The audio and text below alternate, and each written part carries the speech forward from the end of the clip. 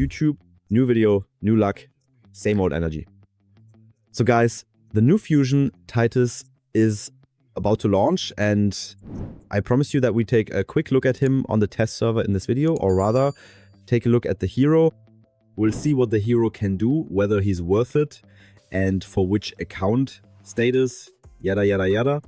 And all of that can pretty much be thrown overboard for now, because for me at least, the real question was how much damage does Titus actually do with his A2? Because we can allow, at least those of you who've been playing a bit longer still remember good old Corpulent Cadaver. And Corpulent Cadaver's damage depended on the size of his shield, and now we have something similar here with Titus's A2. Let's quickly go over the base stats. As you can see, 18,400 base HP, 1500 base defense, and 97 base speed. The base stats actually aren't that great. To be honest, I have to say the defense is okay at 1500, but for a Void Legendary these days, that's really not that much anymore. HP is actually relatively low. Why am I saying this? Because as you can see, his A2's damage is based on defense and LP, and 97 base speed is honestly really slow. But okay, all of that doesn't really matter that much at first, because I want to get to something completely different that's much more important. But before we get to that, guys, here's the problem with the whole thing. I don't know if this is going to get nerfed. I've been pressing Plium really hard about this for the last, well, 2 days now. I discovered this 2 days ago, that he can do this in a similar way to how the Corpulent Cadaver did. And it goes so far, guys, that as of now, we always have to say, as of now, we can be sure that this hero will be the best damage dealer for the Hydra. Of course, a bit behind Thruna, but Thruna, at least for now, maybe we can push things a bit more in that direction, what Thruna is capable of. But for the Hydra, definitely, and for the Chimera, he will be the best damage dealer and so on. In all PvE areas, he will deal incredible damage because of this A2. I'll show you in the video in a moment what kind of numbers he hits for, which no other damage dealer at least so far. I've tested it on the Hydra part from Thruna, is even remotely able to achieve. Will it stay that way? Planum has now commented on it. They wrote that in the next patch, we won't be making any changes regarding this. Let that sink in for a moment, whatever that's supposed to mean. We're currently struggling a bit in the background and there's criticism. And it seems to me, I wrote it like this. It feels to me as if Playum doesn't have any internal game testers who have even remotely tried this out. And now the content creators are the ones coming up with the idea. And one day before the merger starts, Playum gets the first chance to say, oh, that's pretty good. Is that how it should be? And we just don't know now. So folks, take this information with you first. Whatever you make of it, keep it for now. Take note of it. Will it stay that way? No idea. Playum was very vague in its comments. Yes. So what is this actually about? Yeah. For me, his entire skill set or the whole value of this hero isn't in his A2, nor in his A3, and not even in his passive, although the passive can still be helpful. But it becomes completely obsolete if you do things the way I'm about to show you. It doesn't matter at all whether your other damage dealers do any damage, because he alone will completely tear apart both the Hydra and the Chimera. It's about his A2, attacks an enemy, and this attack always lands as a critical hit. You don't need any crit rate for this, if this champion is under a shield buff. Additionally, this attack gets a damage boost equal to the value of the shield. So the bigger your shield is at the moment you use the A2, the greater the damage will be. Exactly. And regarding this, I've put together a team for you. This team for the Hydra is a classic setup, just like it would have been back in the day with Corpulent Cadaver. We simply want now, we have 2 people on the team who can increase the shield. In addition, I've equipped a separate shield set so that we have 2 shields that can be increased. Actually, there are even 3. One from Brogni, one from Krisk's passive and Theno, and from Voxville, and then one more with the shield set. I mean, we could actually till, he only has 2 because they overlap. It really just comes down to the shield set and then an active shield that you place. That's calculated separately. Again, it's a bit complex. Exactly. And then, 3 buff extenders. I'll show you the gear for this hero in a moment, which is honestly not at all excessive. He doesn't have a blessing for this purpose, and so on and so forth. And I'd say let's just let the man run for a minute and see what happens here, yeah. So as you can see, we get a shieldum, one from Chris. As I said, Brogni will also place a shield in a moment. Voxwell places a shield. And yeah, let's see what happens next. Here comes his first A2 with 1.4 million.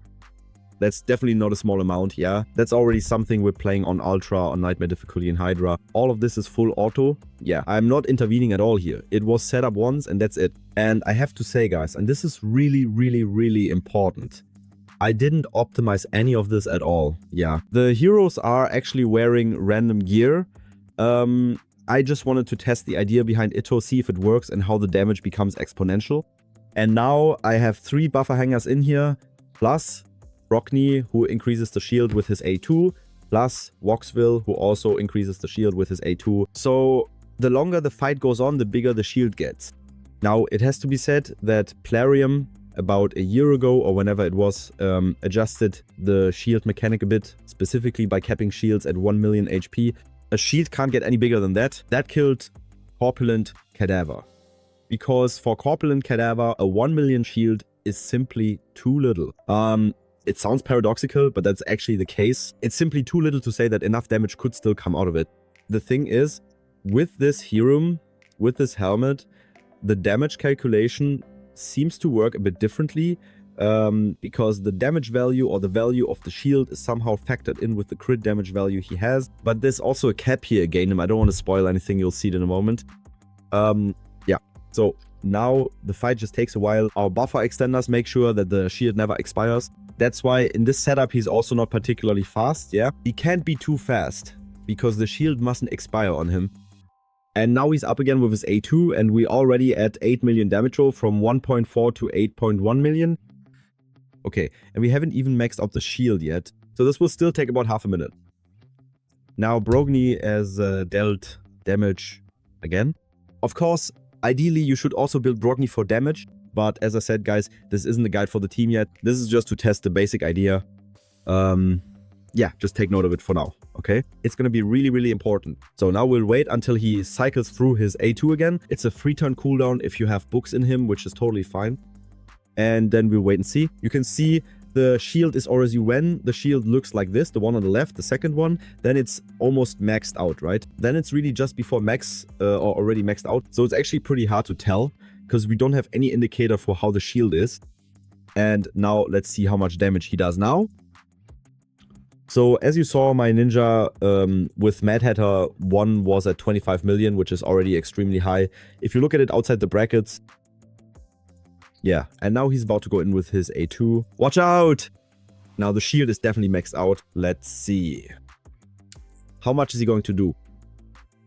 Now Brockney came in again. Now it's definitely maxed from the looks of it. Here he comes and he deals 106 million damage with this A2 Hydra Nightmare, a decapitated head. It's become clear now that the maximum, you can't really push it much. Higher is around 115, 120, maybe 125 million. It won't go much higher than that, but we're talking about 125 million with an A2 on a decapitated head.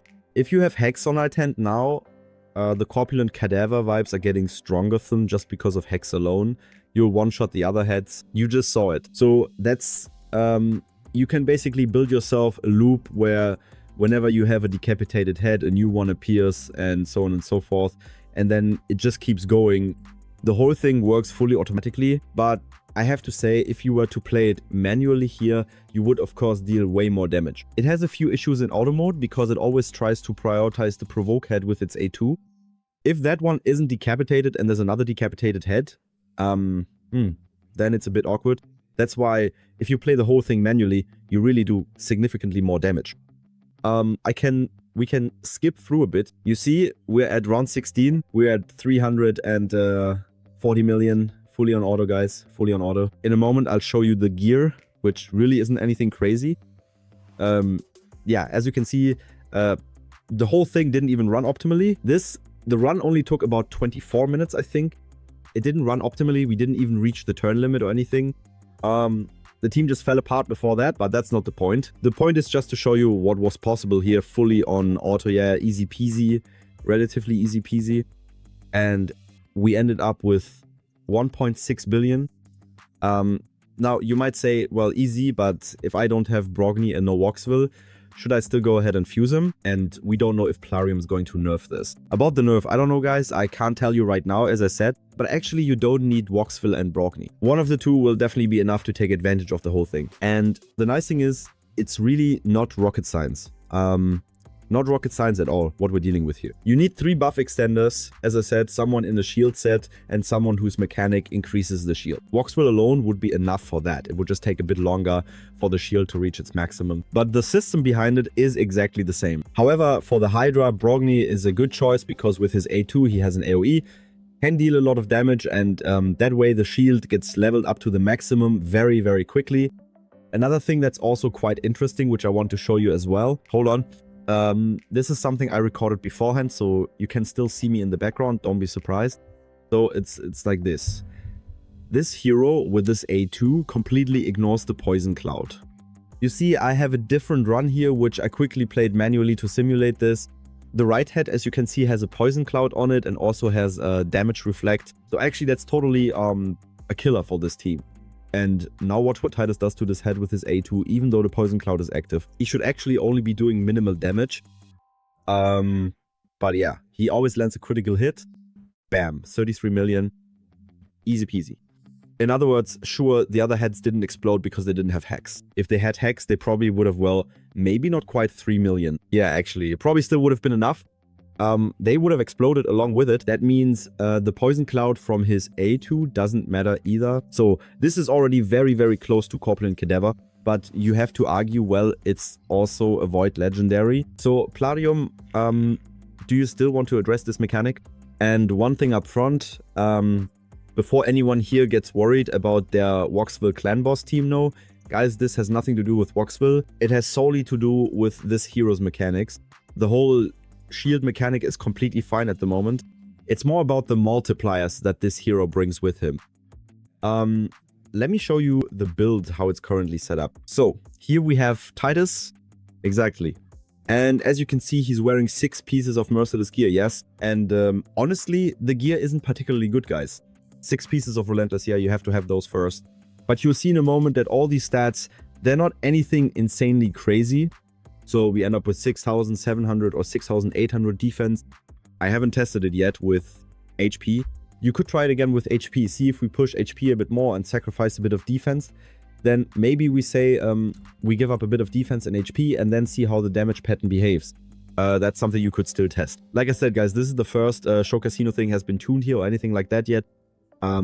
Just to show you the idea that this hero can do this. 6,800 defense, 190 speed, which really isn't much. No crit rate, he doesn't need it because his A2 always crits. And then 240% crit damage. Honestly, that's not a lot either. In this team, the only thing that mattered was that you want Brogni to have more crit damage because you want to make sure he doesn't get eaten right at the start. And that's another thing. With Corpulent Cadaver, it was like this many of you will remember. The problem was always, it took forever until we got the shield to a certain point, where Corpulent Cadaver could actually deal real damage. But with him, as you saw, it doesn't even take a minute and a half if you have Brogni with you and you've maxed out the shield to its maximum. And even with Corpulent Cadaver, it was always the case that if Corpulent got eaten, the run was over, right? Because you just can't get the shield back up to maximum again. After that would take forever. So you always had to restart the fight. With this hero, it's actually a bit different. You can then consider whether to include certain key factors that will generate an additional shield for us. For example, the Magma Shield from the Relic gives us an active shield.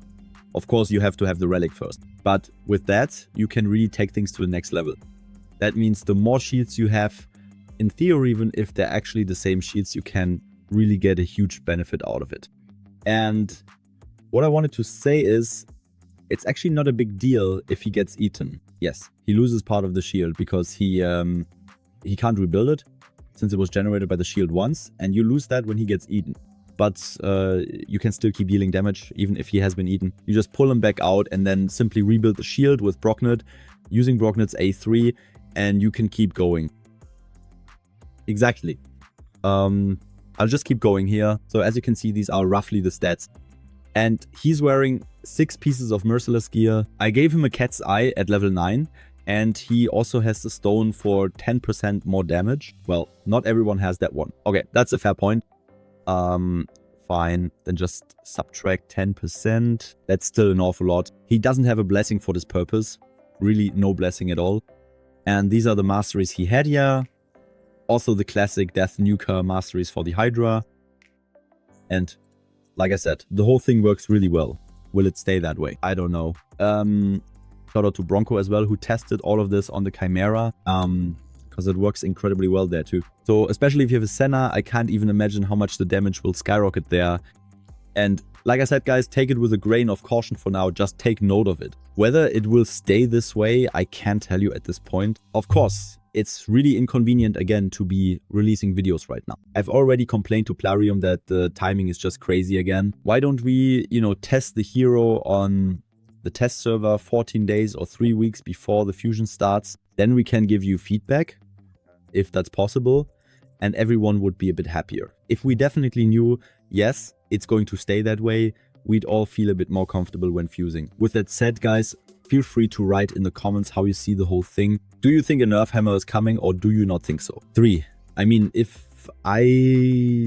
past has shown us that whenever something or a mechanic or a hero was very, very strong, it usually got nerfed pretty quickly, or the mechanic behind it got nerfed. Although I don't think the mechanic itself would be touched. With him, it's purely a matter of multipliers. But honestly, I don't really think it's going to happen because, well, nothing happened to Trunda either, and she's on a whole other level. Just to give you some damage values again for the Hydra, I assume that if you optimize the whole thing with speed tuning and play it manually, you'll easily get 8 to 10 billion. I'd say that's definitely possible with this champion, which is, of course, an absurd amount. And what really needs to be mentioned in return is that it's actually a bit, well, not just a bit, it's significantly easier to achieve this damage output than, for example, with a Trunda. Yeah, a Trunda has to be super speed tuned, needs insane gear, needs a powerful blessing ideally, a 6-star one, and so on and so forth, just to reach these kinds of damage values. With him, as you can see up here, it's nothing special. Everything is just invested in defense, no speed, and not even much crit damage. Yeah, what I'm trying to say is the damage output is much easier to achieve. So folks, off you go in the comments. How do you see the whole thing? Are you doing the merger? Are you expecting a nerf? And hopefully we'll see you in the next video. Your EZ. Take care. Choo-choo.